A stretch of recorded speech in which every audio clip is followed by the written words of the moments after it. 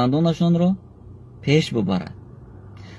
از هر این جانب افراد زیاد می نویسند برادری عزیز، دوستی گرامی، روز پرزیدنت مبارک باشد.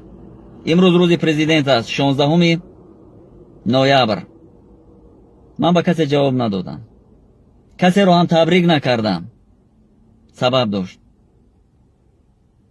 سببشون است که من تنها آن زمان پرزیدنتم را تبریک میکنم، تنها آن زمان با روز پرزیدنت مردم کشورم را تبریک میکنم که پرزیدنت من غمخوار من باشد، که پرزیدنت من غمخوار کودکان من باشد، که پرزیدنت من غمخوار اهل عائله من باشد، پرزیدنت من غمخوار ملت من باشد، پرزیدنت من غمخوار مردم کشورش باشد.